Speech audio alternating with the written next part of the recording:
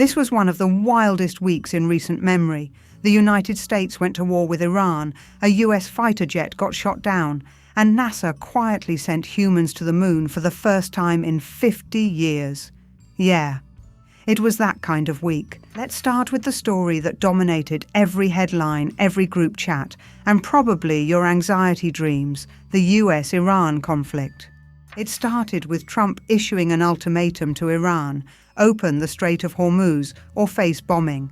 His exact words, which we'll paraphrase very loosely, were not exactly diplomatic. The Strait of Hormuz, for anyone who needs the explainer, it's a narrow waterway between Iran and Oman, and about 20% of the world's oil passes through it every single day.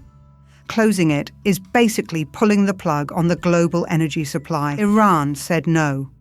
Then Iran doubled down and threatened to also close the Bab al-Mandeb Strait. That's the choke point at the other end of the Arabian Peninsula. 2 choke points at once. Then things escalated fast. A US F-15 was shot down over Iran. Search and rescue went out. A second US aircraft went down in the Persian Gulf region. By the end of the week, both crew members had been rescued, but the damage was done. Iran rejected a 48-hour US ceasefire proposal. The Iranian president sent a letter saying Iran has no enmity toward ordinary Americans, which is a very specific and very pointed distinction to make. Meanwhile, Trump turned on America's allies. He told the UK and other countries to go get your own oil when they asked for help securing the strait.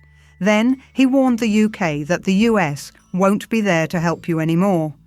Then he floated the idea of leaving NATO entirely. France's Macron told Trump to, quote, be serious and stop speaking every day. Poland flatly refused to send Patriot missile systems to support the US operation. The Western alliance is visibly cracking under the pressure. Here's the detail that will stick with you. Trump reportedly sent guns to Iranian protesters through Kurdish militias, a covert operation running simultaneously alongside open military strikes. That's a lot of moving pieces in one very volatile region. Now, and this is the tonal whiplash of the century, while all of that was happening, NASA launched the first crewed lunar mission in over 50 years. Artemis has been years in the making, delayed, scrubbed, redesigned and debated. But this week, humans left Earth and pointed themselves at the moon again. The last time that happened, it was 1972. The Reddit thread alone had nearly 5,000 comments. People were genuinely emotional about it.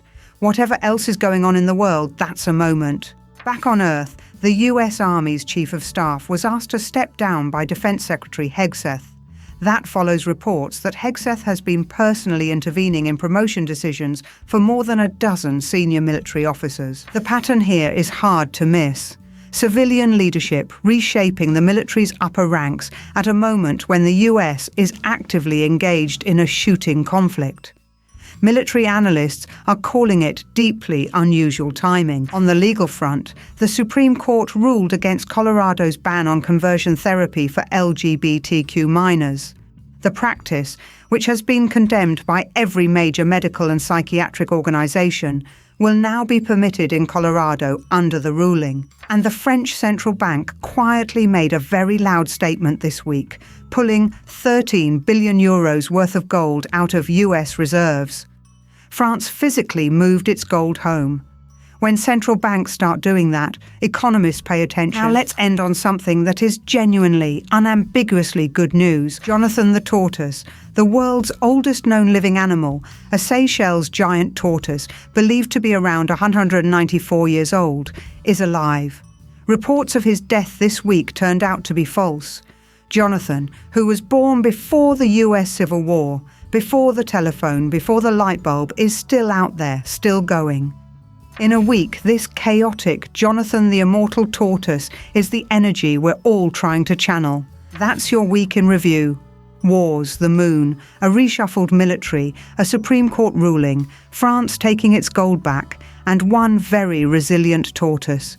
We'll see you next week, assuming Jonathan is still with us, and honestly, he probably will be.